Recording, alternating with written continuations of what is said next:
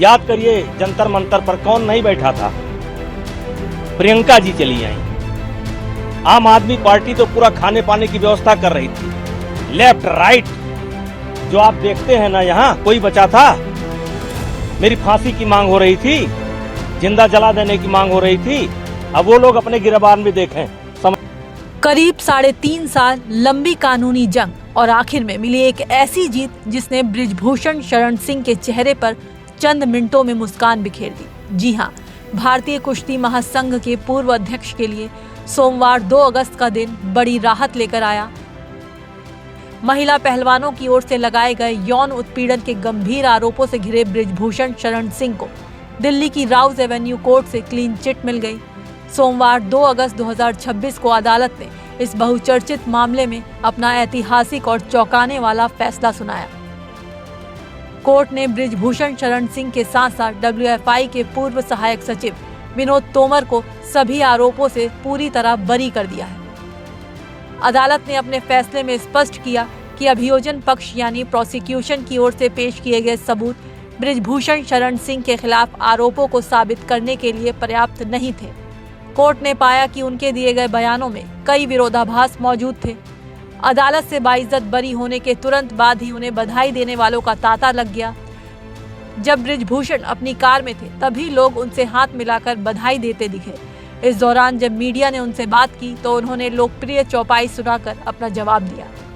Sir, कितनी बड़ी खुशी का क्षण है सर आपके लिए, कोर्ट ने बरी कर दिया है।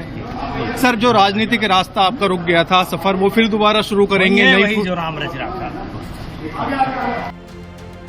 बीजेपी नेता बृजभूषण ने ये भी कहा कि मुझे पूरा विश्वास था कि मेरे साथ न्याय होगा, क्योंकि 18 जनवरी 2023 को ही मैंने कहा था कि ये एक पूरा षड्यंत्र है। जिस दिन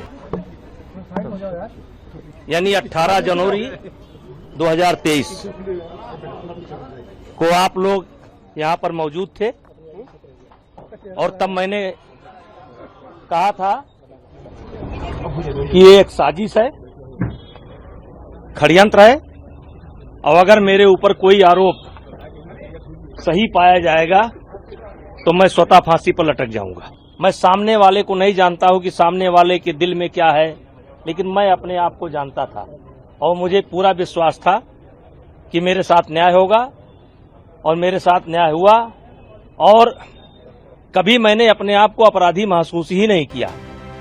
इस दौरान पूर्व सांसद ने कांग्रेस सांसद प्रियंका गांधी वाड्रा और आम आदमी पार्टी का नाम लेकर उन पर निशाना भी साधा।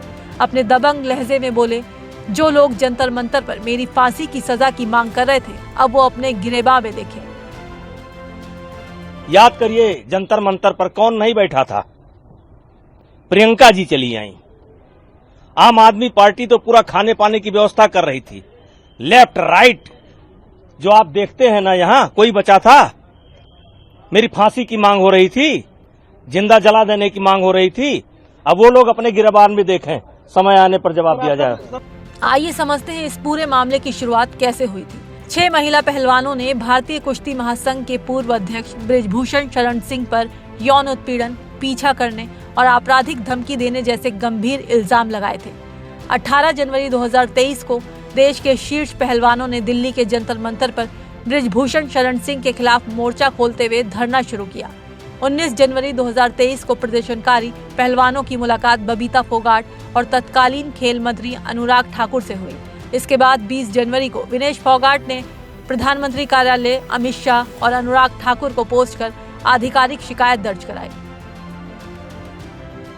इस मामले ने पूरे देश का ध्यान अपनी ओर खींचा और महीनों तक जंतर मंतर पर पहलवानों का विरोध प्रदर्शन जारी रहा। इस पूरे विवाद का असर बृजभूषण शरण सिंह के राजनीतिक करियर पर भी पड़ा। उत्तर प्रदेश के कैसरगंज से 6 बार सांसद रहे बृजभूषण को 2024 के लोकसभा चुनाव में बीजेपी से टिकट नहीं मिला। हालांकि कैसरगंज में उनके राजनीतिक प्रभाव को देखते हुए पार्टी ने उनके बेटे करण भूषण सिंह को मैदान में उतारा, जिन्होंने शानदार जीत दर्ज की। और अब जब राउज एवेन्यू कोर्ट से बृजभूषण शरण सिंह पूरी तरह बरी हो चुके हैं तो देश की राजनीति और खेल जगत में कई बड़े सवाल तैर रहे हैं। क्या कोर्ट के इस फैसले के बाद बृजभूषण शरण सिंह एक बार फिर से चुनावी रण में उतरेंगे और क्या वो भारतीय कुश्ती महासंघ में अपनी पुरानी भूमिका या कमान दोबारा संभालेंगे? फिलहाल अदालत के इस चौंकाने वाले फैसले पर आपकी क्या राय है, हमें कमेंट में जरूर बताएं।